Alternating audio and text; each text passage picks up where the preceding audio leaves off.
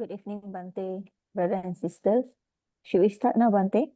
Yes, Arya, please. Bhante, brothers and sisters. Should we start now, Bhante?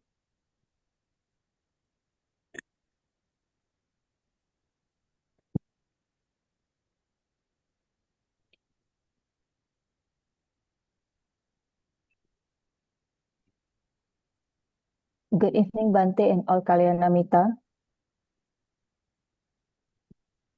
Bhante and all Kalyanamita. Namo Buddhaya Suki Hontu. Welcome to Ti-Ratana Vihara Friday Sutta discussion by Bhante Dr. Gangodawila Chandima. Today is the day 179 of this Sutta series, of Sutta discussion, which is the first class of Ambalaṭṭhikarāhulovāda Sutta. Tonight's topic is introduction. Tonight's class is sponsored by Sister Ho Yin Mei, Mr. Lim Thiam Chok, which is his birthday dana, and Sister Na Yen Cheng. May this merit accrued bring good health, safety, peace, and happiness to all sponsors. Ambalaṭṭhikarāhulovāda Sutta is the 18th Sutta that has been chosen by Bhante Chandima for this Sutta discussion series. If you have missed the previous classes, please check on Ti-Ratana Vihara Amampadana YouTube channel for previous videos. Newcomers are always welcome, so please share about this class with others, and whoever that wish to join the class via Zoom where we can engage directly with Bhante can contact the Vihara administrator for further information. Friday Sutta discussion is always broadcast live on Ti-Ratana Vihara Facebook channel on every Friday evening 8:30 till 10 p.m. Kuala Lumpur time. Now let me introduce to you about our speaker, Bhante Dr. Gangodawila Chandima, who was the professor of Buddhist philosophy in the Department of Philosophy at Ateneo de Manila University, Philippines.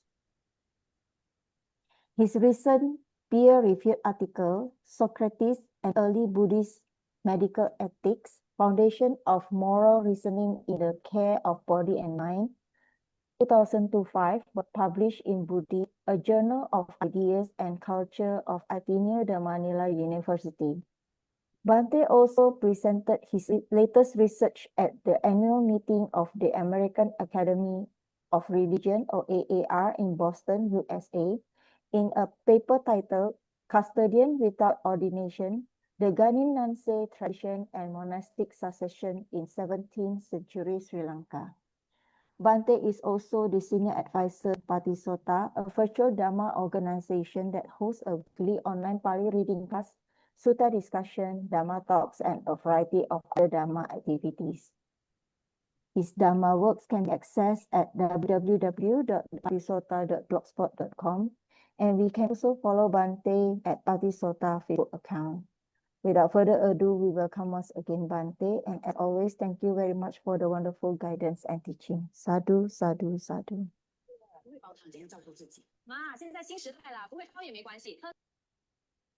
Thank you, Aliana, for the introduction. Good evening, Dhamma friends. Welcome back to Friday TRV Sutta discussion. Let us start our discussion by paying respect to the Buddha. Sadhu, sadhu, sadhu. Namo tassa bhagavato arahato samma sambuddhassa. Namo tassa bhagavato arahato samma sambuddhassa. Namo tassa bhagavato arahato samma sambuddhassa.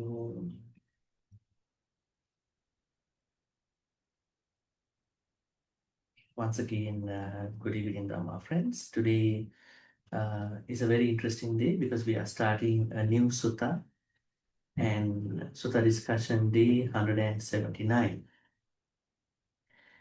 And maybe Aliana must have read about today's sponsors, right? And today's discussion is generously sponsored by Sister Ho in May and Mr. Lim Tiam Chiao. I think today is his birthday. Today or maybe few days before. Maybe anyway, birthday. Doesn't matter which day along that, but birthday. And then Sister Nai Chen. Okay, so these are the three sponsors who sponsored today. So I think it's a great idea. So if you have a special occasion or maybe purpose, you can bring it to TR Sutta discussion as well, right? So because the Buddha said, out of all the dana, Dhamma dana is the greatest, right? Dhamma dana, Sabba dana, Dhamma dana, Jina. Out of all the givings, Dhamma dana excels.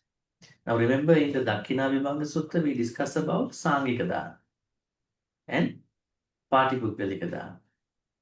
But the Sutta does not mention what is the greatest dana. Sutta only talks about the greatest dana out of the other Sangika dana and Patipukkalika dana. But if you read more suttas, you will find out that giving Dhamma, giving the true Dhamma is the highest giving, because that is something which is very necessary for someone to attain Sotapan. All right, so do we have newcomers, Aliana, today? I think I saw that some of were being added. Are there newcomers today for our discussion? Can you recognize yourself? Yes. Can you tell us your name and where are you joining from in Malaysia? Yes, I'm joining from Malaysia. My name is Sumei. Okay. Which part of Malaysia are you joining from? I'm actually at my home now in Setia Alam. Okay, great. So Sister Sumei. Any other newcomers today? No sound sister. Huh? Apa ni?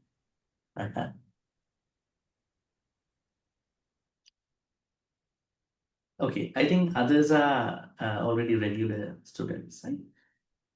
I think there were 2 to 3 people that you added, right? I saw. Anyways, maybe they might join.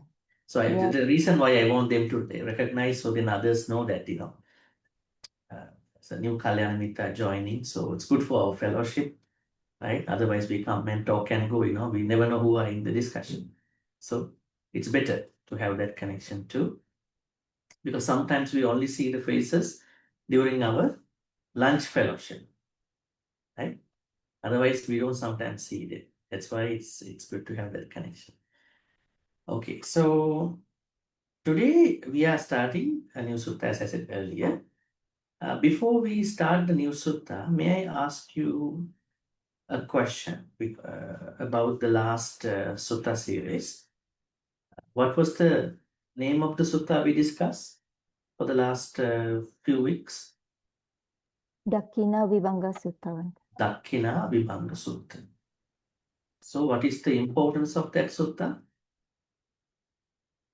Dakkhina Vibhanga Sutta? Various It's types of about dana. dana. Ah, You cannot repay someone who leads you to the triple refuge. okay. That is one thing we learn in the sutta at the beginning. But 14, what is the For the overall 14 purities, 14 kinds of purities of personal dakkhina. offerings. 7 types of the 7 Sangha Dana, Sangha Gata Dakkhina. No, I mean, what is the overall importance of this sutta? I'm not asking This one by one. Mahabharati-Gotama offering a set of new garments to the Buddha. The analysis of offerings.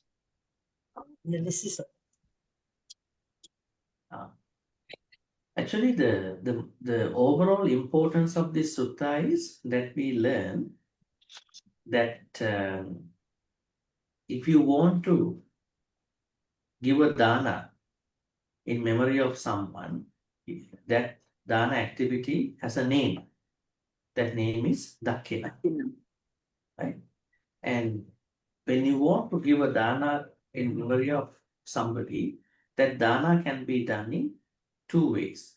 I mean, 2 dakkhina ways. One is personal dakkhina, and the other one being sangika dakkhina, right? And at the end, what we ended up was that there are requirements that we have to pay attention to while we are giving. While the Buddha emphasized that Sangika Dana is better, but still Patipukkala personal dana offerings as Dakkhina can also be done, right? And then we also learned that there are certain requirements that needed to be met during a Dakkhina Dana activity. What are they? We call them as purity, right? The Not that recipient must be purified. Yeah, it's not that you Recipient take should be- something and you give to somebody, right? You need to make sure that you meet the requirements. So before you learn this sutta, maybe your main understand maybe may have been the giving, whatever the giving. If you can find something to buy, and you go and give, and you think dana happen, right? That was the normal understanding, just like many other normal devotees. But the Buddha says it's not like that. Yes, you still create some good karma, but to create more good karma, it is better to meet the requirements. So out of these requirements, we learn the morality of the giver and the morality of the recipient. Yeah, sila part. And then the morality of the ethical nature of the things that you are going to offer also matter. Right?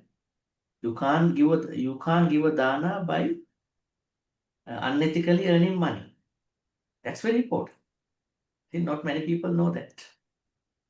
They think if they have money that they received in whatever the way they want to give, they are creating good karma. But if you are giving something that was earned through bad money, maybe badly commissioning, badly maybe bribing, right? Those money, even though you give a dana, that dana is not going to work out, right? I mean, in the full sense. And also we discuss that it is very important to believe in the karma. So the most important thing as a Buddhist is that we have to believe in the karma and vipaka. Why is it? Only when you believe in karma and vipaka, you're going to be a better person, isn't it? If you don't believe karma, what will happen to you? Now, let's say you don't believe karma and vipaka. What will happen to you? We do a lot of akusala So you do things. what you Action. do. It's wrong You do whatever you want to do. Yeah, That is a problem, right? yeah. That problem will come to you in the first place. That's why, as a Buddhist, before you practice anything, Sila, Samadhi, Panya, you must have a firm belief about karma and vipaka. That will help you to become. Actually, why the motivation to practice Sila also comes from karma, right? Now, why people don't want to kill as a Buddhist? Because they know if they kill, they will have to pay back. So that payback, they will have to pay back. Where does that come from? Karma. Yeah. Karma. The Yes. karma. So because this will come to me, I should not kill. Because this will come back to me, or I will go through some problem, or maybe somebody else will go through problem. I don't want to steal. Right? So that means a firm belief about karma and vipaka will be the starting point of this. Actually, this is samadhi, right view. Yes. This is the most important motivation for all of us to cultivate Sila, Samadhi, Panya. Or in that case, Panya, Sila, Samadhi. So through Panya, you learn about how to say an overall understanding about your cultivation practice. Okay, so this is what we have been discussing. So please, whenever you get a chance, go learn again, read back again. Although we ended our sutta discussion about Dakinabhanga Sutta, it doesn't mean that it is finished. So you need to go back and do your own study again and again. That is how you're going to bring it to the next level. Today, I have given you a new sutta called Ambalaṭṭhikarāhulovāda Sutta. This is Majjhima Nikaya's 61. Ambalaṭṭhikarāhulovāda Sutta. See if I can show you.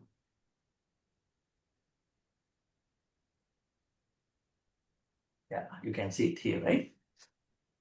Ambalaṭṭhikarāhulovāda Sutta. If I am going to make it like this, you can see Majjhima Nikaya 61. Using the object lesson of a cup of water, not even cup of water. Buddha uses three similes. Cup of water, and then elephant, and also mirror. There are three similes happening here. So let's say using the object lessons of three similes, the Buddha explains to his son Rahula the importance of telling the truth, satcha, and reflecting on one's motives with regard to speaking the truth. Before we get to the suttas, because today you might have seen my note, we are going to discuss up until the second simile, the elephant simile here. I think. Yes. So before we go to that point,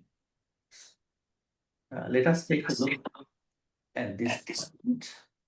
The Ambalaṭṭhikarāhulovāda Sutta is valuable because it teaches us the importance of being truthful, honest, and mindful of our actions. Can you all see my screen, the note? Yes, You Bhante. can. In this Yes. sutta, the Buddha advises his son Rahula that even a small lie can weaken one's moral character and spiritual progress. He explains that truthfulness is the foundation of a good and meaningful life. So it's more about truthfulness, right? But there are things that we learn along the line. The most important section of the sutta is the Buddha's instruction on continuous self-reflection. He advises son Rahula, but for all of us, to examine our thoughts before we think, while thinking after thinking. Our speech before speaking, while speaking after speaking.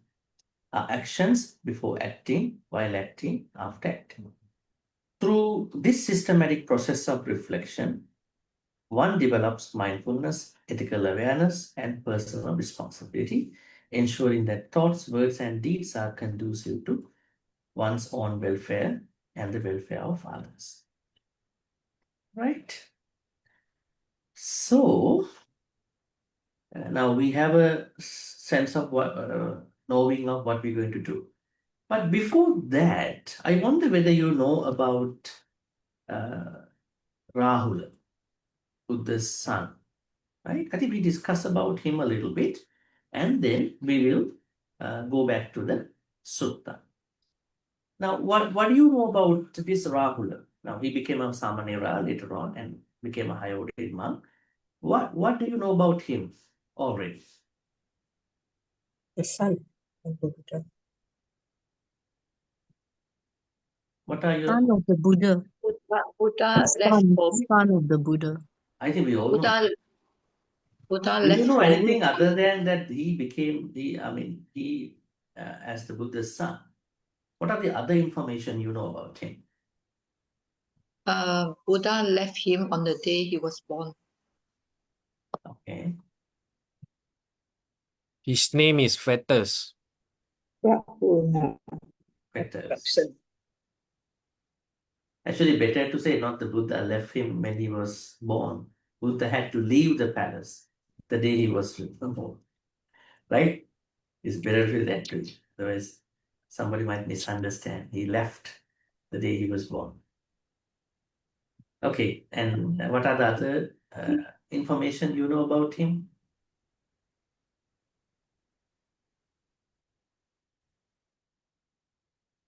Bhante, I think there's a answer in the chat. He is playful and love to lies. Is obedient. I think the opposite. That's the opposite of him. That's why we have to learn from the sources. Be very careful. That's why our main purpose of the Sutta study is we have to have an understanding of the Dhamma from the proper sources. Not what I heard from somebody. Not what I think about Buddhism. Right? That's when we are going to distort the teachings. What are the other things you know about him? Okay, we will start from what Kelvin mentioned. Rahula means bondage. Okay? Actually, this Pali word was the word that the Buddha, ascetic Prince Siddhartha, said at the moment that he heard that he got a son. It took the couple to have a baby for a long time, right? Yes. Very long time. But they married when they were 16 and the son was born when they were 29, 13 years. Right? The sources don't have a very particular idea about why this was this long. Like 16 years of time. But anyways, what happened was the moment Prince Siddhartha heard that his wife gave birth to a child, that was the similar day, same day that he was leaving from the sources. He said, now there's a bondage. What do you think about the bondage here? When you become a parent, you have a responsibility to take care of the children. But that's a kind of responsibility.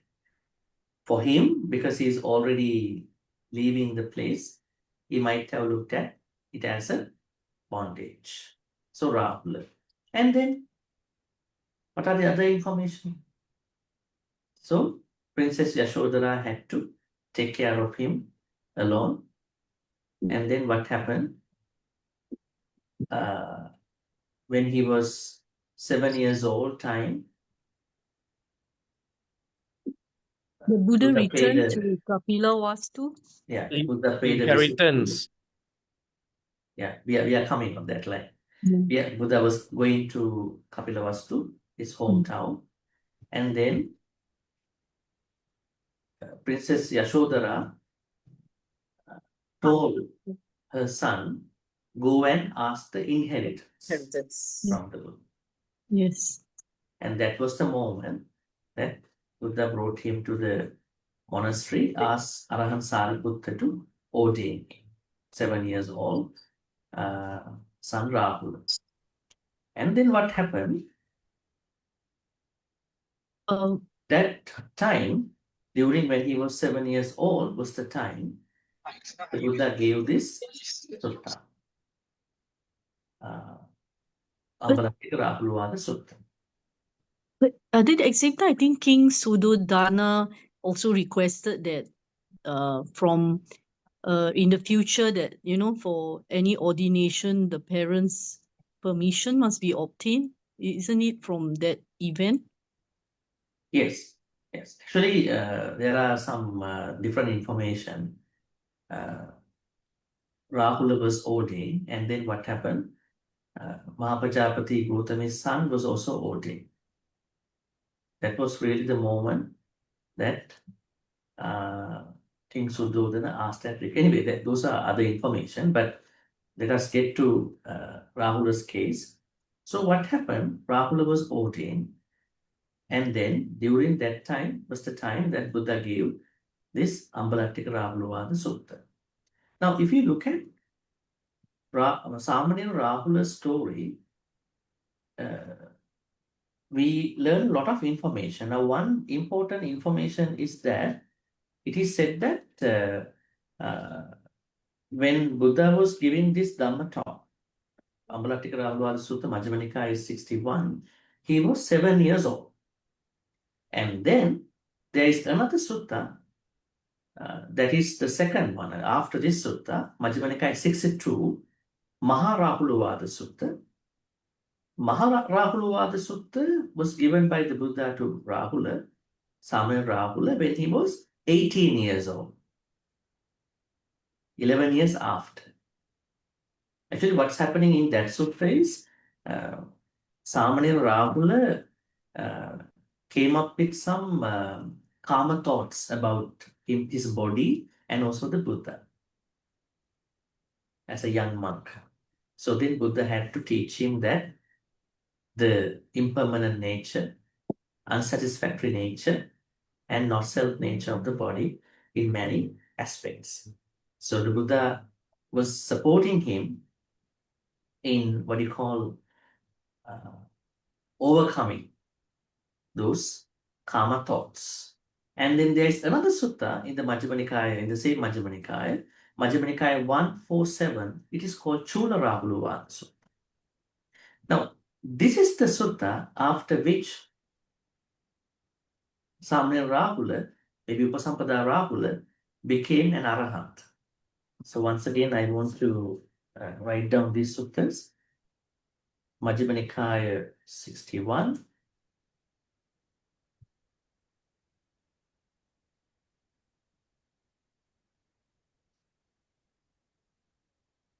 So, and Majjhima Nikāya 62. Go this way.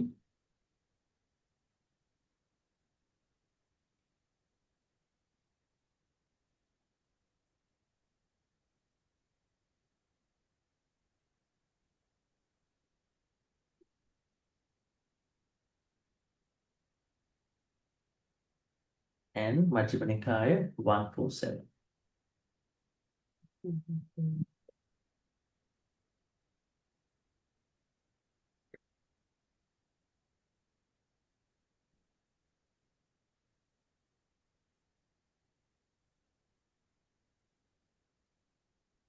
Okay, so Majjhima Nikāya 61, today's one, he was 7 years old. 62 is 18 years old, and he attains Nibbana after listening to the Buddha with the sutta called Chūla-Rahulovāda Sutta. Now, when we look at his story, we learn a lot of information about what happened.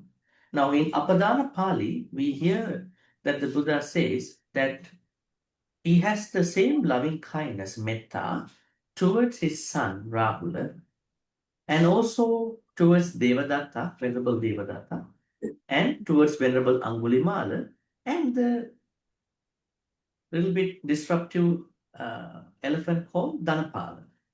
So, Rahula, Devadatta, Angulimala, and Dhanapala. It's a very interesting idea. The Buddha said, I have the same loving kindness, metta, towards these four. One is his son, the other one is the most difficult person he had to deal with in the temple, and another one is one of the serial killers in the Buddhist stories, and the other one is a very intoxicated elephant. What does that mean actually?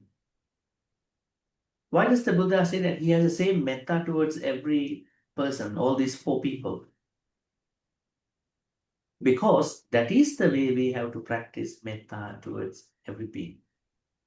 Now, when it comes to Rahula, he was his son. And Devadatta was the most challenging person.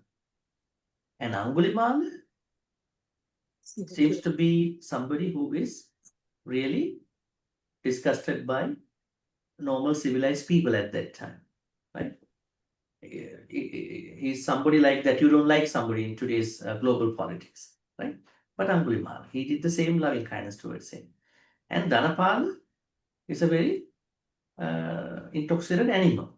So that means when the Buddha was talking about Rahula, he used this metta analogy. He used whenever Rahula's example, whenever Rahula and other three, other two individuals and the animal to tell us that our metta has to be same to all the beings in this world.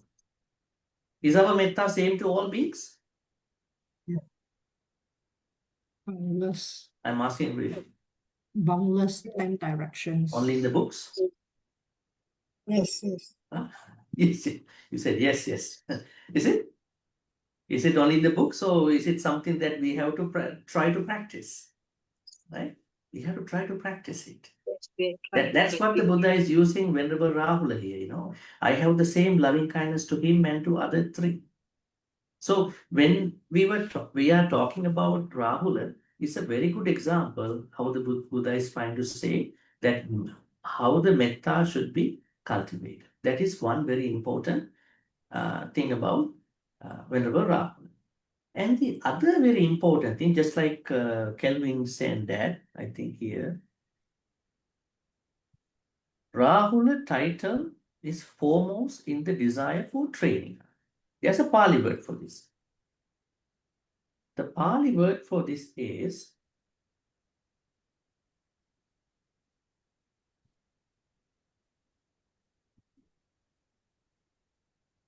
this one, Sikha Kamanam Aggu. Rahula is the foremost person among those eager for training. Now, sometimes, when we train people, there's some people are very hard to train. Why is it? They like normal devotees like you. But when we talk to them, oh, I know this, that, they are not willing to. That training is difficult actually. But they want to learn, but they cannot learn, to be honest. Why? They are not like Venerable Rahula. Venerable Rahula, he knows a lot of things, but is very humble. He wants to let the training happen, right? Because everything has a training, right? Every activity has a training, right? Sometimes we think, what is this activity? I also can go and do it, right? But when we go nearby, we understand it needs a train. Think about the nearby McDonald's or any other fast food chain. We are thinking about the people who are serving there. Only when you go there, you understand what kind of training is this. Very tough training, very stressful job. Here they are ordering through kiosk. They have to have it done and give it to them. Another order, one order, another order. Then we understand this job needs a certain training. Without that training, they cannot survive in the job. Sometimes customers complain, right? They don't get the order that they ordered. Sometimes the order is incorrect, order is mixed up, right? So I'm trying to say that training is very important. But in order for someone to go for the training, that person must be willing to learn or willing to be trained as. Then Venerable Rahula comes into the scene now. When the Buddha was giving the titles to different monks, the Buddha said, out of the Sikha Kamanang monks or nuns, Rahula is the top. Rahula is always looking for advices. You know, there is a story about him. Every morning he would go to the compound, he would pick up a handful of sand and he throws into the air and expecting, may I have this many advices from the senior Sangha members today? Every day he's doing that. You think about when you take a handful of sand and you throw into the sky. Or maybe he's thinking without throwing this much of sand, how many sand, small particles? What does it mean? Are you happy when someone is advising you every day with 1,000 advices? Are you happy? Oh, too much. No. Like many people say, too much, too stressed out. But Rahul is not like this. I like advices. Because if you really want to be trained, you need to be willing to receive the advice. Now we go back to Mangala Sutta, right? Mangala Sutta. Mangala Sutta has a source for this. Can we go back to the Mangala Sutta? Is there any blessing in our life through which or from which we are getting more blessed? Can we go to Mangala Sutta? So then you will understand. I'm always trying to cross-check with other suttas so you know what is it all about at this point.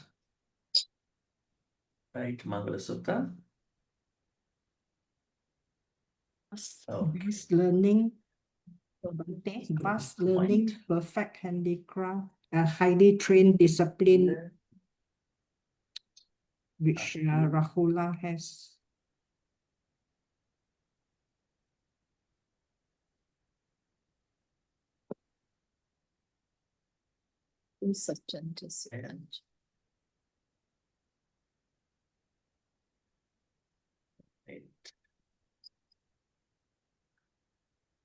Okay, we have to go back. Okay, it's going to be here.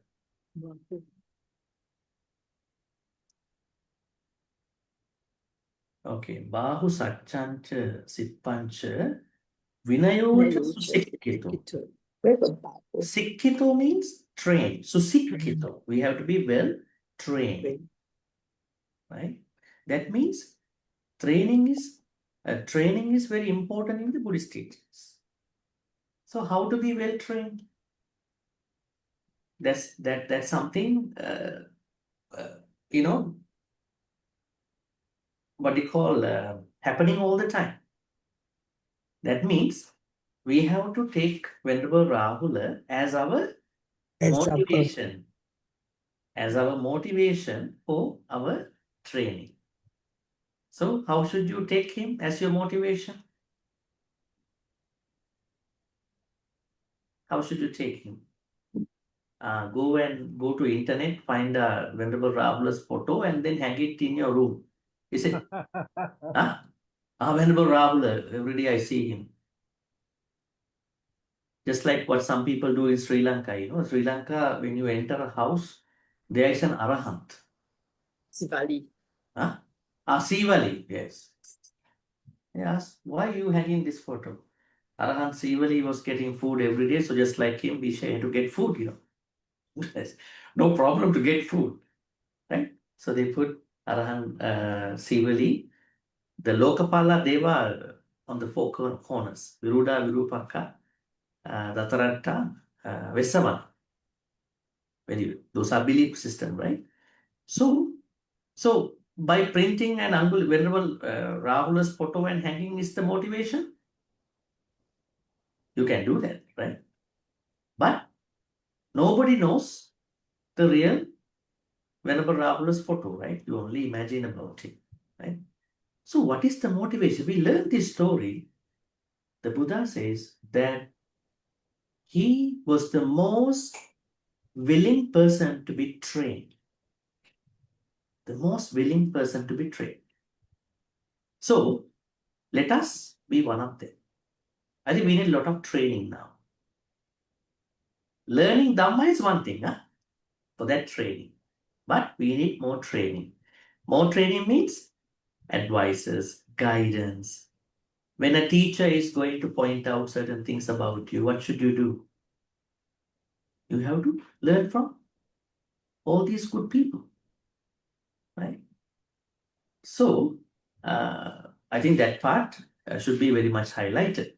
At the same time, along this, the willingness, the highest willingness somebody can ever would have, had as a training was belonged to Venerable Rahula. Venerable Rahula, through this attitude, was very famous for his humility and obedience. What is humility in Buddhism? How important is that? What is a simple word that we are using to talk about humility in our daily life? Humble. Humble. We have to be humble. How to be humble? How to be humble? Now, I'm talking about our spiritual life. I'm not talking about Speak worldly. kindly. Speak kindly. And then loving kindness. Humble, that means if you do not know anything, you are willing to ask and learn. You admit that you don't know and you learn it up. Okay, we have to be willing to learn. That is the most important thing. That means sometimes those good things can come from other people. Maybe a person, somebody we never know. And what are the other words that we are using to be humble in our daily life? No ego. No ego. Actually, we all have ego till we get to the point of Sotapanna, but try to reduce our ego as much as possible. That is more practical, right? And then, Humility, Bhante, humility. yeah, this is what we are talking, humility, humbleness. I'm asking how to be humble in our daily life. Now, one thing is that always be willing to learn from anybody, right? Long time ago, I remember a story.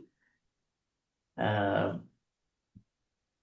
was a lady who was appointed in a university. And then she had a PhD. So she was teaching, I think, Buddhist archaeology or something. So what happened, these monks have been learning all these things from the day that they were ordained, right? From books and other things. So when the student monks, they were mentioning certain answers, she was not liking that idea. At a certain point, she went very mad.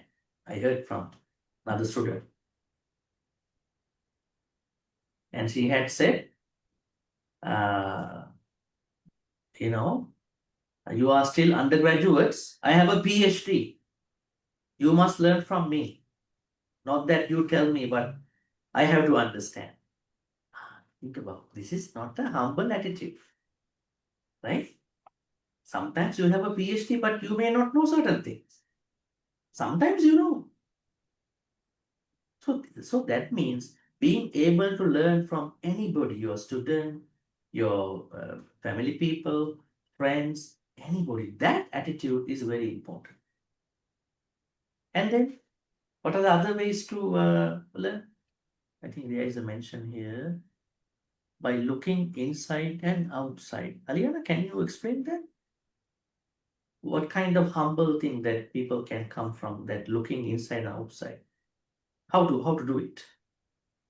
I think is we discussed about this in one of the sutta, if not mistaken, is I've forgotten Bhante. If not mistaken, is Satipatthana Sutta, is it, Bhante?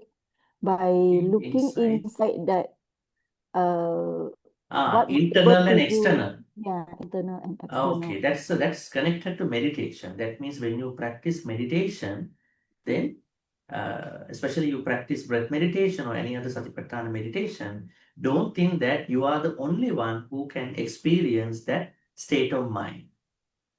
Right? Other people can also experience, but they may be ignorant about it. That means the Buddha knew when you meditate, you have a likelihood of creating another ego. Very interesting. That's why the Buddha said, Ajjatta Bahitta. Right? Now, when you don't meditate, no problem. Why? You know you have one ego. I know everything there. But when you meditate, you might create another ego if you are not careful about that ego. That's what the Buddha said. When you practice any Satipatthana, don't think that I am exclusive to this. I am very exclusive to this experience of cultivation. No, you are inclusive. You are inclusive in the experience with other people. The thing is, they might not know what this is about.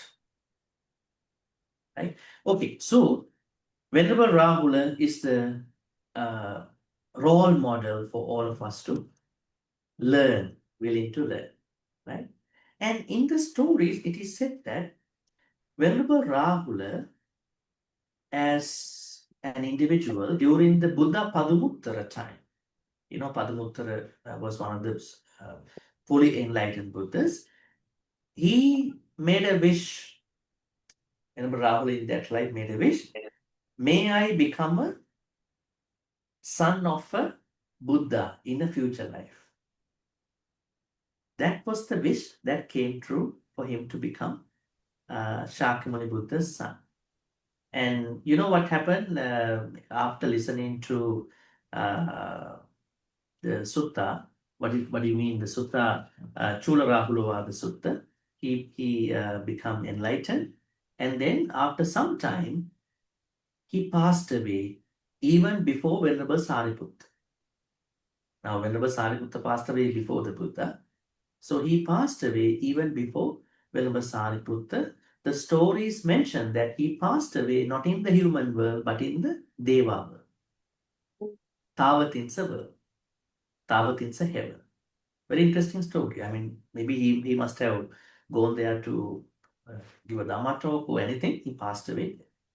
So anyway, looking at Venerable Rahula's character, life, I think we learn a lot of things. Number one important thing is that let us always ready to learn, right? Maybe you know certain things, but let us learn. Now, another thing is that one day, he had another nice virtue. That means when he felt that there is something not nice happening, he politely, kindly reminded other venerables. One day, when he was looking at the compound where he goes to throw a handful of sand, he saw Venerable Sariputta was cleaning the compound, maybe sweeping the compound. Then he saw His robe, part of the robe of Venerable Sariputta was shorter. drooping, touching the compound. Then he went up to the teacher, said, he respected the teacher. He said, your robe is, because normally it is not good idea to let the robe touch the ground. It's a respectful item, right? That was the belief everywhere in the whole universe. So then his teacher was more humble than him. That's another interesting thing. Then whenever Sariputta saw, oh yes, it's drooping, it's touching the ground, he said sadhu, sadhu, sadhu 3 times. And he said the Pali stanza, if I'm not mistaken, Tadahu pappajito santu, jatiya sattavasiku, and the other parts I cannot remember. If a monk, Samanera, who was just ordained today, but if he can advise me for something that I mistake, I take it so happily by saying sadhu 3 times. Then whenever Sariputta was such a very good teacher, right? Normally teachers don't like other people point out something, right? Venerable Sariputta is the role model for all the teachers.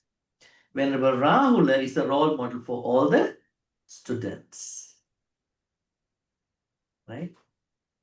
Now, what will happen if you are a teacher? Let's say you are a teacher, you are a manager. If anybody comes and tell you that there was something mistake you have done, sometimes you go very crazy. How come you talk to me like this? I'm your boss, right? If you look at the Buddhist situation, it can be the same. But whenever Sariputta shows that embodiment, the role model, teacher mentality, behavior, and whenever Rahula shows that student nature, right? So let us be Venerable Rahula and Venerable Sariputta. Okay, I think with that in mind now, let us move into the sutta. I think those information which I mentioned are very important to you. So you know now who is Venerable Rahula, who is his teacher, Venerable Sariputta. He is not a normal teacher. He is a role model to all of us. Okay, so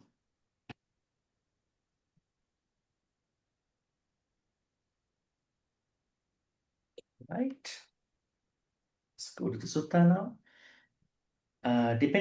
Because of the time, I'm going to read today because we have certain things to learn. Evam me sutta, thus have I heard. Ekang samayang Bhagava Rajagahe Viharati Veluwane Kalandakaniva. So Buddha was staying at Rajagaha. What was the temple in Rajagaha? Bamboo grove. Bamboo grove, Veluvane. Kalandakaniva. Kalandaka means squirrels. Squirrel. Squirrel Nivape means feeding ground. feeding ground. That means the temple that was donated by King Bibinsara. Bimbisara was a feeding place for the squirrels. Right? Kalandaka Nivape.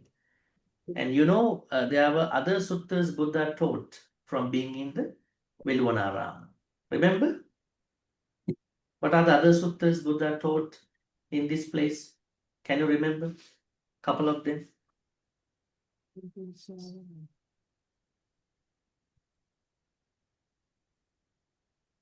That is not important now to think about names and places, but the importance is there. Actually, when you learn about these places, you are creating more saddha about the places as well. When you go, before you go to India, you feel that, right? Through the suttas. Are you chanting Bojjhanga Suttas sometimes? Bojjhanga Suttas were given in the where? Where were they given? Bhujanga Sutta. Bojjhanga Suttas. You go and listen to them, right? In the Vasata. In the squirrel ground. Squirrel ground. Yeah. Right? So now whenever next time you go to listen to Bojjhanga Sutta, they were given in this Kalandaka Nivape Velunara. Some additional information.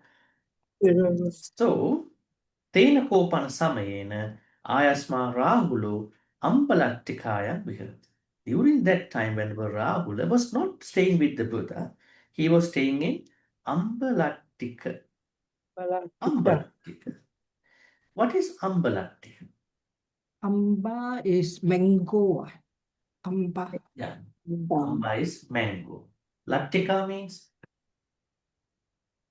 Lattika is a grove. It could be, you can say it's a mango grove. Some translate this to be sapling. Maybe there were certain mangoes, mango plants, saplings. They were still going to grow. So whenever Rahula was staying in a more comfortable place for his spare time for learning Dhamma, practicing Dhamma, not with the Buddha.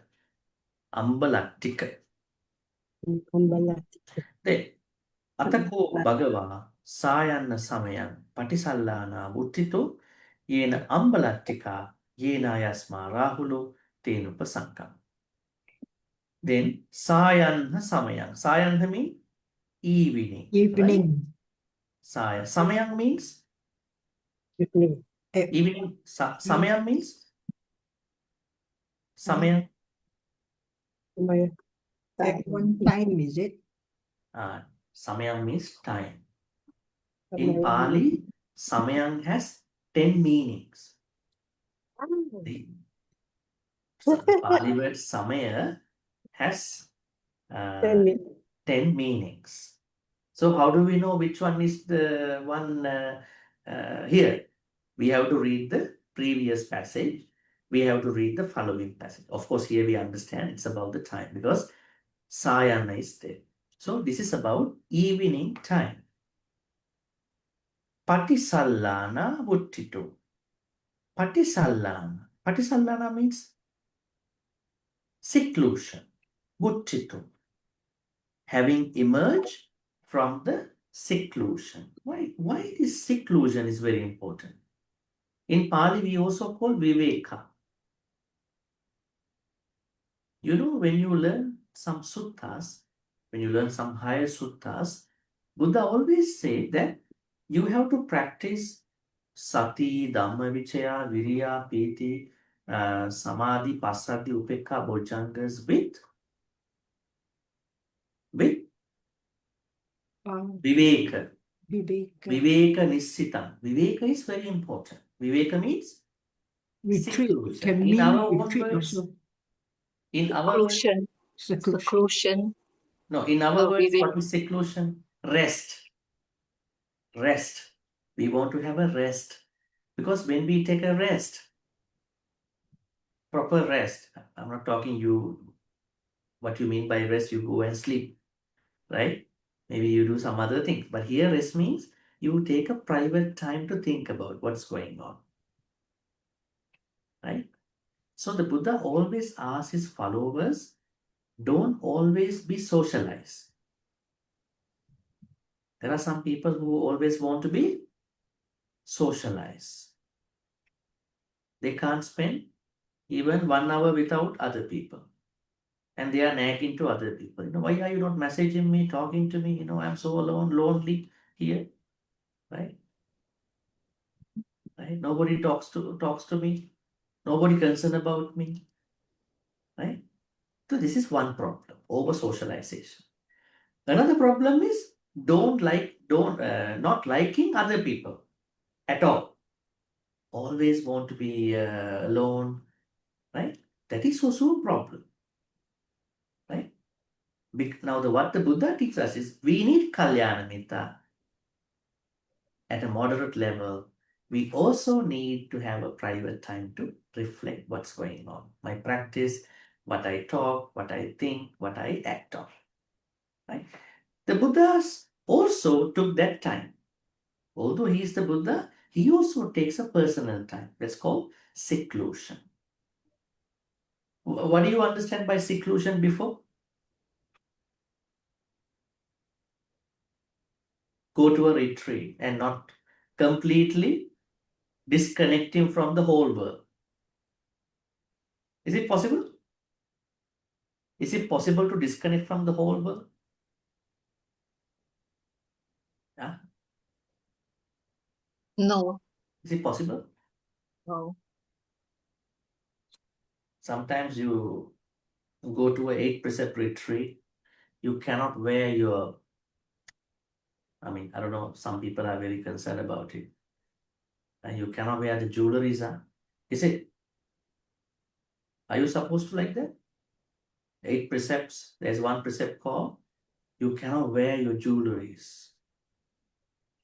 So, the organizers are asking you to leave them in your house. And now you are coming to the place. But some people, They don't have the jewelry at that point. They are in the activity, but they are still thinking, oh, I left it somewhere. Right? Will it be safe until I come back? Right? Now the problem is you left it home, but you are still thinking about it. Right? So that's why sometimes you try to disconnect from the world, but you are creating more distractions after that. So this seclusion must come from the daily life, not escaping from the real world. Right? So Buddha also took that seclusion. Seclusion to us is a private time. You can call it me time, my time. And then you are trying to recharge yourself. You are trying to understand what's going on. You are trying to relax yourself, right? And in this case, for that reflection part, Buddha did that. And the Buddha emerged from that seclusion. Yena Ambalaṭṭhikarāhulovāda. Then went to Ambalaṭṭhika, where whenever Rahula was staying. Then what happened? Addasako ayasma Rahulo Bhagavantan Durato Agacha. Addasa means so. Ayasma Rahula. Whenever Rahula saw the Buddha Bhagavantan Durato Agacha. Durato means from afar. Agachantan, approaching. Now whenever Rahula saw the Buddha from afar. You know, in the Atanatiya Sutta, Diganikaya, we learn about the yakhas, right? Right? Atanatiya Sutta.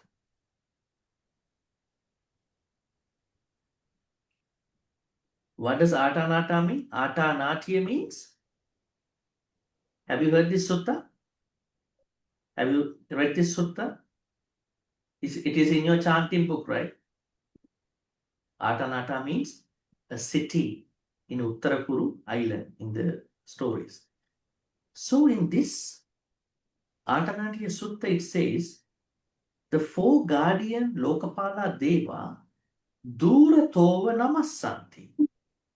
Respect the Buddha even from afar. They don't wait until they come to see the Buddha.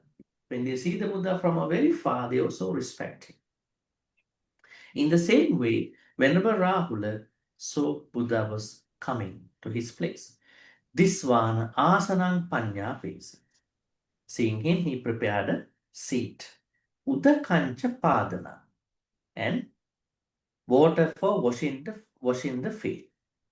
Udakancha padana. Padana means feet. Udaka means water. Now that's a custom, right? When a Sangha member comes to a house, it was very normal for devotees to wash his feet, right? Nisidi Bhagava Panyatte asked, the blessed one, the Buddha, sat down on the prepared seat. Nisajja Pade Pakkalis. Nisajja, having sat down, Pade Pakkalis, wash. Whenever Rahula washed the Buddha's feet. Ayasmapiko Rahulu Bhagavantan Abhivaditva Ekamantan isi. Then whenever Rahula paid homage, Abhivaditva, and Nisidi sat down, Ekamantan, to one side. What does it mean by one side? What does it mean? When you want to sit down in front of a very spiritual person, Not directly in front. not. It is not nice to sit direct to that person, or maybe not to the right side, not to the left side, to one side. Not being a part of that side is important, right? That is a custom. Now the Buddha is using this water bowl, maybe something that he brought to wash his feet, to tell something about life, spiritual life.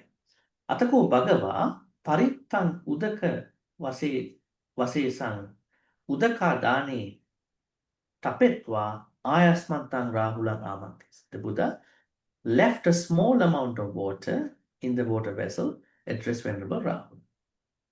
So what does it mean? That means the bowl of water he brought to wash his feet was still having some water. Buddha purposely kept it as such, and then now he's using that little amount of water in the vessel to say something to Venerable Rahula. Passasi no twang Rahula passasi si. Imam paritang udakavasesang udakadhane tapitat. Little bit of water remaining in the vessel. He said, yes, I can see.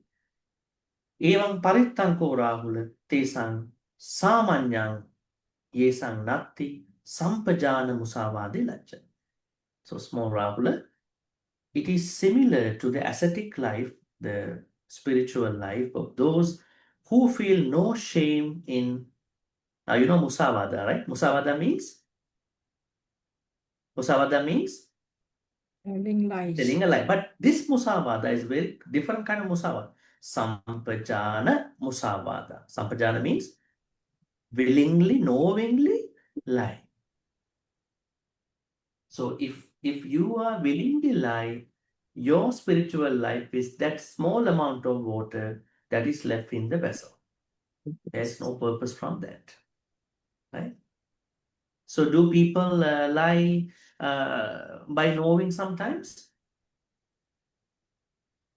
Then that means the Buddha is trying to say, if you tell a lie, then your spiritual life is like the small water in the vessel. Not even that. Then the Buddha also did something else for Venerable Rahula to say about spiritual life again. Atako Bhagava Parittang Udakavasesang Chaddetva. He threw that little water in the vessel and now again asking, Passasito no twang Rahula Parittang Udakavasesang Chadditang. Chaddita means thrown away. Do you see the little water now? He threw away.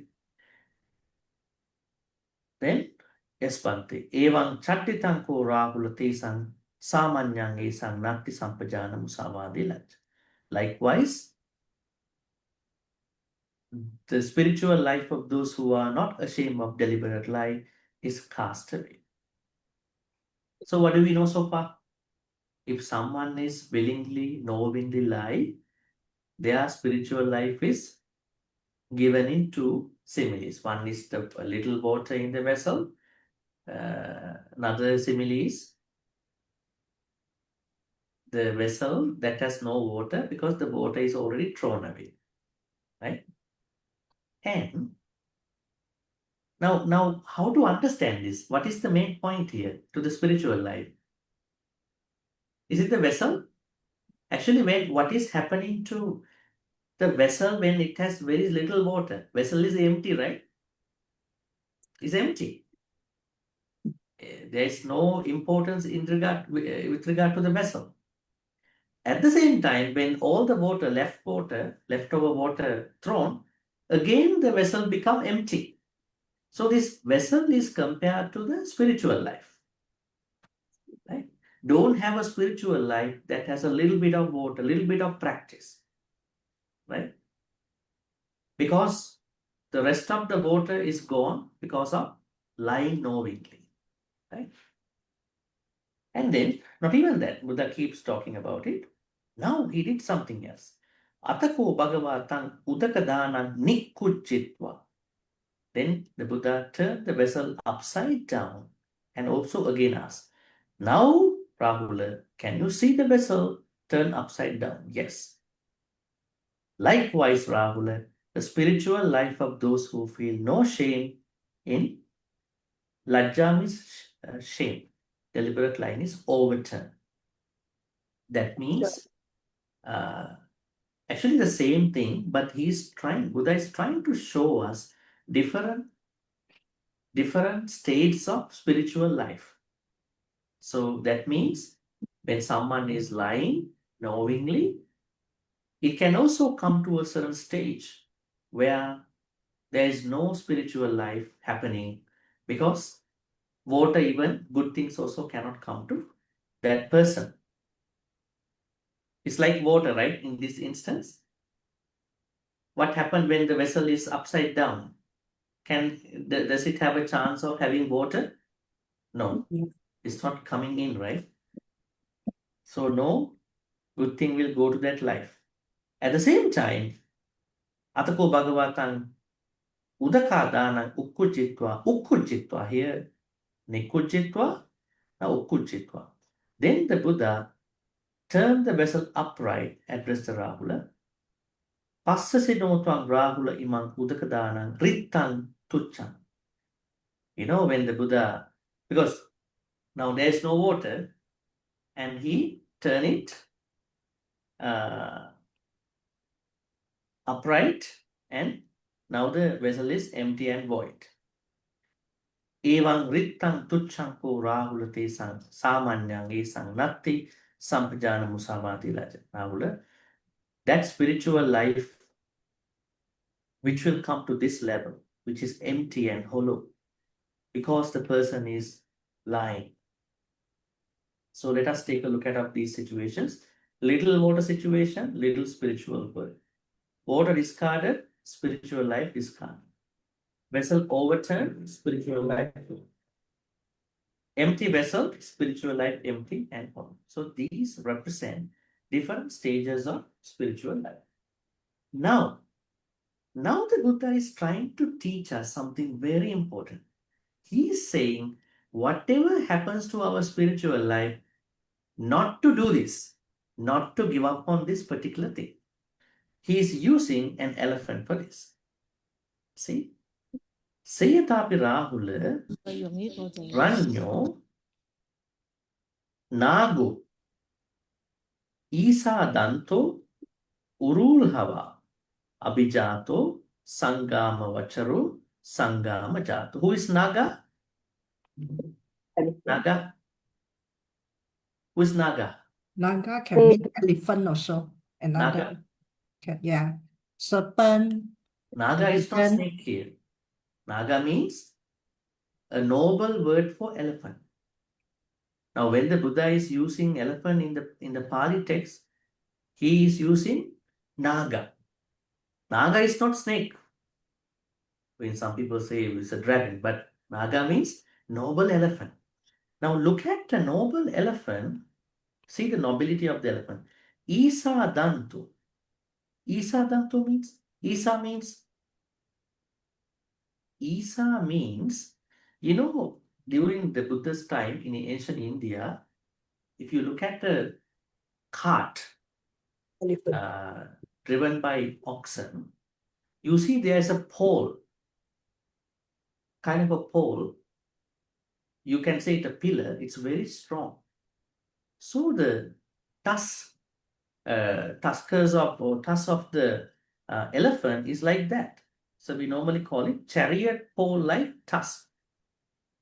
That means, normally you know elephant tusk is little bit curvy, right? Bit curvy. But the normal elephant one, not curvy, is like a pole. In order for elephant to be a normal elephant must have the very straight tusk. So that means well-developed elephant. Not even that. Urulhava. Urulhava means large body. Large body. Abhijato. Abhijato means well-born. These Pali words are interesting, these two. Sangama Vacharu, Sangama Jato. Sangama Vacharu means trained for battle, or maybe familiar with the battle. Right? The elephant. You know, if you look at the global wars, certain countries are more powerful. Why?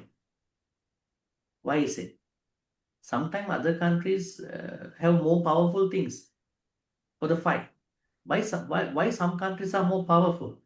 They were having war many times in the history. So they have experience. Right? Does experience matter to our practice? Sometimes you know a lot of Dhamma, right? But you cannot practice anything. Why? No experience. Experience matters a lot, right? So that means what experience is that? When you practice the Dhamma, you create your own experience.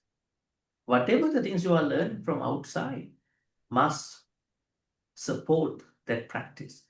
So in the same way, this noble elephant is very familiar with the wars. He has been to wars before. He knows how to fight, right? Noble elephant. Sangama Gatoka. That means, that's correct. He has gone to the battle before. So, the king's elephant, whose tusks are like the chariot's paw, Urulhava, well-grown body, Abhijato, well-born to the noble lineage, Sangama Vacharu, very familiar, accustomed to the wars, prior wars, therefore already entered into the fight. Now look at what's happening to this elephant. Purimehi padehi kamma karoti. Purime pade means front feet. Purima, front, pada feet. Kamma karoti. Now when the elephant is in the war fight, he uses his front leg. Right? This is what it says. He sometimes uses front leg. And then sometimes pachime, hind, the rear one, pade. That means depending on the angle, depending on the fight as necessary, he uses the front feet. Sometimes he uses the rear feet. Not even that. Purimena pikayena kamma. He fights from the front part of the body. Pachimena pikaya. Sometimes, depending on the enemies, he fights with the rear part of the body. Sisena pikamma karoti. Sisa means head. Sometimes he uses his head to attack. Sometimes he uses his ears. Kanhe hipichakamma. Sometimes he uses his teeth to fight. Sometimes he uses nangutta. Nangutta means tail. Now what does this mean? Buddha clearly posits very poignantly how an elephant is going to fight. Especially a noble elephant is going to fight in the fight. But there is a problem here. What is the problem here with this elephant? He fights, he's very trained, he's very familiar. He has gone to the wars before. His front part, rear part, front body, rear body, head, ears, teeth, tail. But what is problematic here with this elephant? Next thing will tell us the problem. But Sondam Rakkate, he still protect the trunk, Sonda. What is the most important part of the elephant? For the elephant? Trunk. The trunk. Elephant The trunk. always protects his trunk. Why? It is the last resort to fight. He doesn't simply use it. He protects it.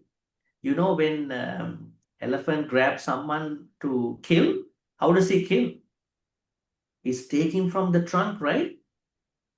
Throw and do a lot of things. He's using that trunk as a last resort. So now this elephant, noble elephant, is still not using his trunk part. Now, let's see the next. Tatta hattarohassa evang hot. Now the hattarohassa means mahout. Elephant trainer, mahout. He thinks, aparichattanko ranyo nagassa jeevitan. This elephant still protects his trunk. He has not yet given up his life for the king. Aparichatta. It is said that when you go to the war, if you try to protect yourself, your chances are less to protect yourself. Have you heard that? Right? If a soldier goes to war, always going to protect him from the attack, he might not live for long. Right? Sometimes we hear that when the military is making the layout, they are sending all the single soldiers. not married ones, to the frontiers. Why? They don't have anything to think about, right? They are using certain strategies. So now the Mahout elephant trainer thinks this elephant does not use his full energy here. That's why he protects the trunk. Now the Buddha uses this noble elephant is not using his trunk for whatever the reason. In the same way, people like us, the Buddha's disciples, must not lie, because it's like using the trunk. Never use lying, just like how the elephant is not using it for certain other things. That's the connection here. Let's go and see again. Trunk is the elephant's most vulnerable and valuable organ. Yata ko sondeyapi kammang karoti parichattang ko ranyo nagassa jeevitang nattidane kinchi ranyo nagassa akaraniyat. But when that elephant also fights with his trunk, then he has truly given up for his life for the king. Now, there is nothing he would not do for the king. Actually, the moment elephant gives his trunk, what will he do? He will do everything to protect the king. Anything to defend the king. In the same way, Buddha says, whatever happens in your life, spiritual life, never lie to somebody. Even for a joke. Now we will see the Pali word for the joke later. Eva mevako Rahula yassa kassati sampajana musavade natti lajja nahang tassa kinchi papang akaraniyanti vada. In the same way, Rahula, for anyone who has no shame in telling a deliberate lie, I say there is no evil deed such a person would not do.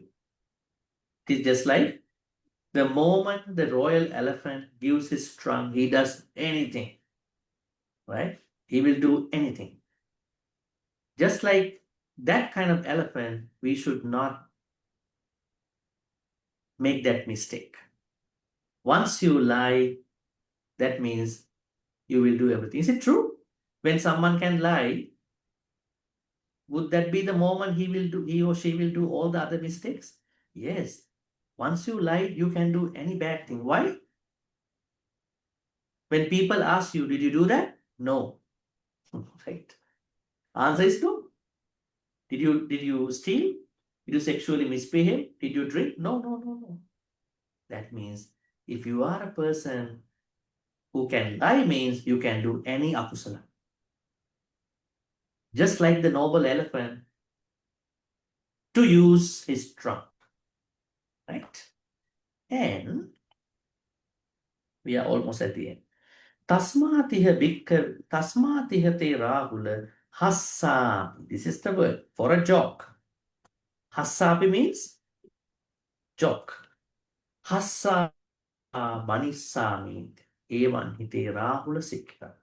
Therefore, Rahula, you should train yourself like this. Even for the sake of a joke, I won't tell a deliberate lie, intentional lie. Thus, Rahula, should you train yourself. The Buddha is emphasizing that truthfulness, satcha, should become so deeply rooted that one avoids intentional lying even when joking, because honesty is the foundation of the entire spiritual life. For this reason, many commentators regard satcha, truthfulness, as one of the most essential virtues for both monastics and lay followers. The main point of the simile, the elephant's trunk, sonda, is not a symbol of life itself. It symbolizes the one thing that must never be surrendered. One thing that must never be surrendered. What is that?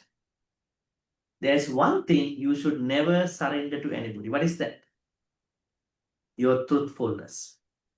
Never surrender your truthfulness to anybody or anything, because that is so beautiful to carry your spiritual life.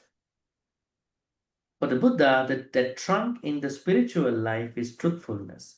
As long as a person is ashamed to tell a deliberate lie, there remains a strong moral boundary. Strong moral boundary that comes from truthfulness. Once that boundary is abandoned, lost, there's no longer a reliable protection against other forms of unwholesome conduct. So then, what are you supposed to do? Do you want to surrender your most important thing in your life? What is the most important Dharma quality in your life? May I know? Huh? What is the most important Dharma quality in your life that you should never surrender to anybody? Truthfulness. Truthfulness. Your truthfulness is like elephants, royal elephants, sonda. Sonda means trunk. Never surrender. Once you surrender, you do all the bad things. You become a very cruel person, evil person. Right? Then decision is up to you, yours. So then we will say that always protect your truthfulness from any danger.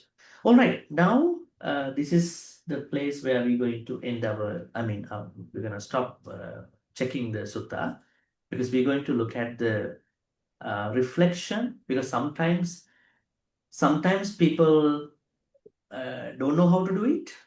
Then the reflection should be used for this. The Buddha using truthfulness to say the reflection, and our future sutta discussions from today will be focusing on the reflection. But as of now, we discuss truthfulness should be never surrendered. It's not negotiable. It's not negotiable. Right? Any questions? Any questions you got for today? Please raise your virtual hand.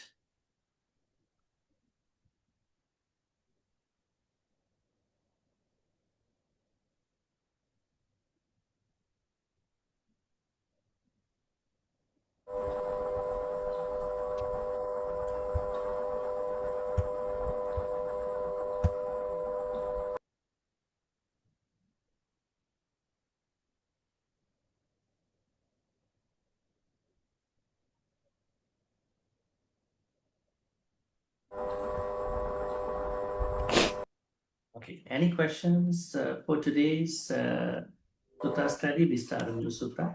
Bhante, Yes, Annie, you can go yeah, ahead. sometimes in life we have to tell a white lie. It's of no harm, but sometimes out of courtesy we have to tell a white lie. Would that also hamper our practice? If you tell me the nature of white lie, I can give a better answer. The nature, because not all white lies are similar. Like sometimes for work, sometimes for work purposes. How to say? Maybe your work is not ready yet, but your boss is pressuring you to get it ready. So just tell about, yeah, you'll be ready. I'll send it over to you soon. But actually, you cannot send it. You have to send it maybe after lunch or maybe at the end of the day. This kind of thing. Yes, yeah. Look at that example. Now, this is a modern life situation, right, in the workplace. But actually, what is happening? I'm not talking about that particular incident now. Now, when you keep giving white lies, the project submission is not ready, but you say it's ready, and now you said it to that person in that scenario. Next time also you are going to say it again. Now, what is happening when you keep giving the white lies? It will become a habit. So, on the other hand, we have to try our level best to create a truthful life. We have to try. It might be stressful a little bit in the first place. Now, think about punctuality. Let's talk about that. It's also, I think, part of your question, right? Punctuality. Now, how many people lying with regard to punctuality? Where are you now? On the way. Then again, you call 1 hour after. Where are you now? On the way. 1 hour ago, so call on the way. And then after 1 hour, also on the way. And after another 1 hour, saying, I'm almost nearby. Right? Also on the way. Now the problem is not being able to be punctual is one very big reason where people make nice. The problem is it's not the project submission. It can be a life habit, right? Yes, I mean, that's why we have to make sure that we should be able to uh,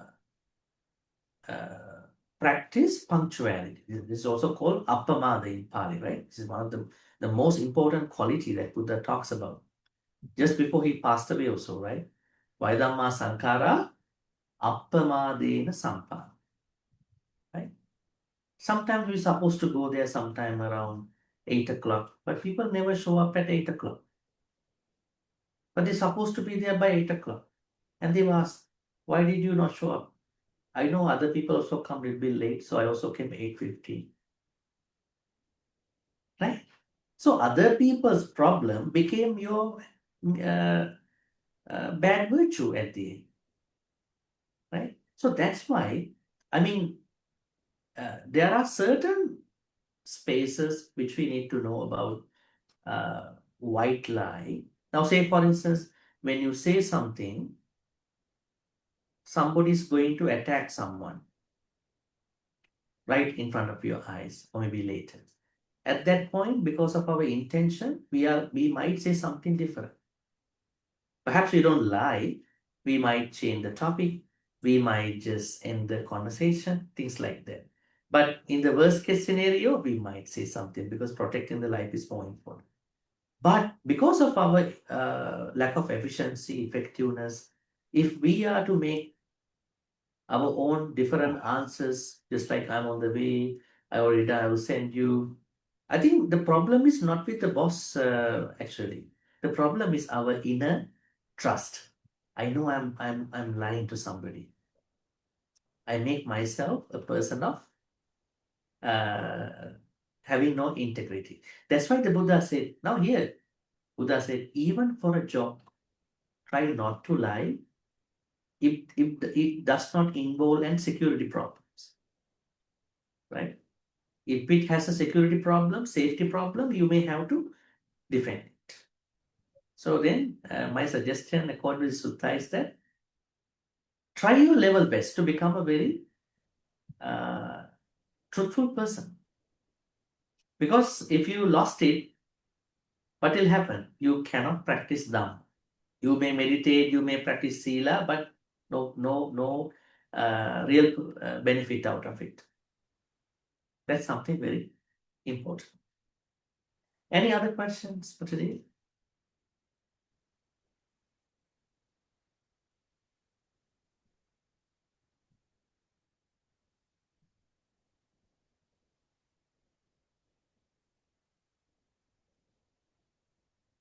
Any other question for today? What we discuss?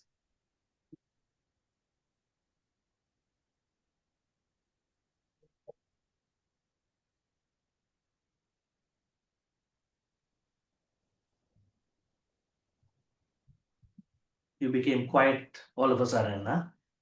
Talking can also be a lie. Is it that? No, you have to talk. You have to talk, but you have to be careful what you talk, right? This is what we are supposed to do. All right, if there are no questions, let me wind up this way. Today we started Ambalaṭṭhikarāhulovāda Sutta.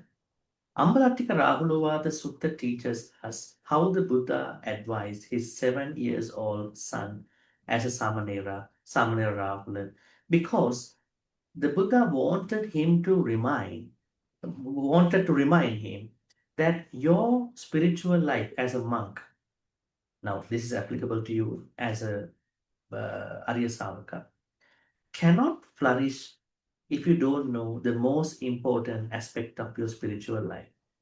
It is not Sila. It is not also the wisdom at that point. It is not also Bhavana meditation. It is being truthful. Once you broke it, whatever you do is not going to really work out, because you will adapt it, you will modify it, you will revise it, you will redact it, you will say something that is not really happening. So that's going to be the biggest hindrance to spiritual life. That's why the Buddha is telling Samne Rahula, never let that happen. Now you're going to start your spiritual life. As you process your spiritual life as a good Samanera monk, you must never lie. Now in this case, the Pali word is sampajana. Sampajana means intentional or knowingly.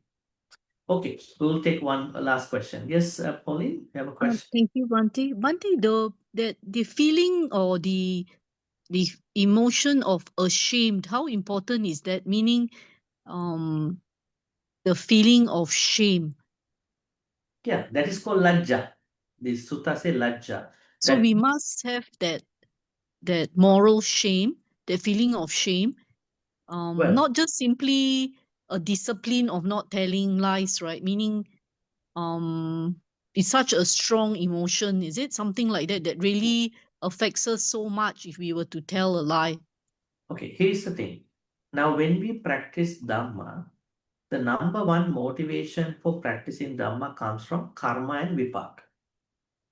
Karma and vipaka. That means we do something, it will create a similar or dissimilar vipaka result. Now, when we know the karma, we be careful about what we do, what we talk, what we act. Then the next important two aspects that we can use for us to be motivated is what we call Deva Dharma, the two important things that can motivate us in addition to karma. What are they? Moral fear and moral shame. Hiri or tappa. Another word is lajja. Now let's say I cannot lie because I'm very ashamed about what I say. That was not true. That's not good to me. That demeans me. At the same time, I'm very scared of going through the vipaka of my life. Other people will cheat on me. I will be swindled by others, cheated by others. So the moral fear or tappa and moral shame, hiri, they are the second, third spiritual motivations in addition to karma. So when we learn about karma, when you believe in karma, vipaka, when you believe in hiri or tappa, moral shame and moral fear, it will help us to keep practicing. Now, those three are really taking us to a truthful life. Okay. With that, now we are going to transfer the good karmas now. So today we learn about the importance of truthfulness, and the sutta is going from this truthfulness into reflection from the next sections. That means if you cannot be truthful, perhaps you don't reflect.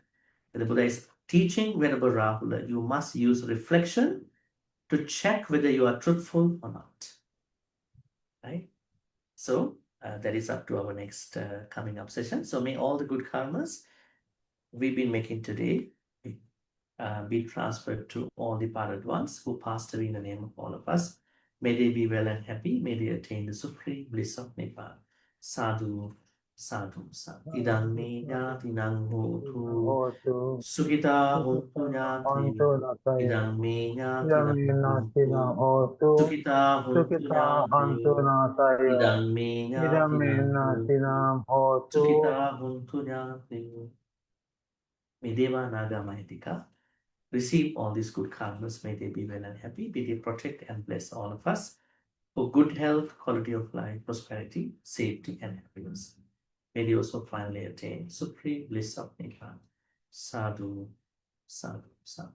Ittavatacha amhehe sambatang punya sampadang sabbe deva anumodantu sabbasang patti siddhya. Ittavatacha amhehe sambatang punya sampadang sabbe bhuta anumodantu sabbasang patti siddhya. Ittavatacha amhehe sambatang punya sampadang Sabbe sattha anumodantu sabba sampatti siddhya Akasattha ca Bhummattha Devanaga Mahindika Punyantang Anumoditva Chirang Rakhang Tusasanam Akasattha ca Bhummattha Devanaga Mahindika Punyantang Anumoditva Chirang Rakhang Tudesanam Akasattha ca Bhummattha Devanaga Mahindika Punyantang Anumoditva Chirang Rakhang Tumang Parang Chirang Rakhang Tupan Sada. Sister Dhamma wish may we always be surrounded with Kalyana Mitras, those who have more Saddha, Sila, Chagapanya. At the same time, may we become Kalyana Mitras to as many sentient beings as we meet in our samsaric life till we attain Nibbana. With this noble intention, let us make the wish. Imina punya kammena mami bala samagamo satang samagamo hotu yava nibbana pattaya. Finally, may all the good karmas we will be making today by learning an introduction to Ambalaṭṭhikarāhulovāda Sutta and the importance of being truthful in our spiritual life as the most important thing that we should never surrender for any reason. And all the good karmas we've been creating is supportive and helpful for all of us to attain the supreme bliss of Nibbana. Sadhu, sadhu, sadhu. Abhivadana silissa niccang vaddha pacāyino chattaru dhamma vaddhanti ayuvanno sukhang balang ayurarogya sampatti sagga sampatti me vacha ato nibbana sampatti iminate samechatu. Sadhu, sadhu, sadhu. With those blessings, wishing you a good night and look forward to seeing you for our next section of the Sutta next Friday. Have a good night. Irawan Saranay Bhante. Good Thank night, you, Bhante. Bhante. Thank you very Thank much. you, Bhante. Thank you, Bhante. Sadhu. Good night. Thank Further you, wishes Good to night, everyone. good night, Diana, sadhu, thank you, sadhu, sadhu. everyone. Yes, Good night, sadhu, everyone. sadhu. Bhante. Thank Good you, night, Bhante. Bhante. Sadhu, sadhu, Thank you so much, sadhu. Bhante. Good night. Sadhu, sadhu, sadhu. Sadhu, Thank you. sadhu. Bye, Thank you. Good night. everyone. Good night. Thank you. Sadhu. Thank Good you. night. Thank Take you. care. Take care, everyone. See you all Thank next. you, Sister Liana. Thank you, Sister Thank you, Melinda. Sister Aliana. Take care, everyone. Sadhu, sadhu, sadhu.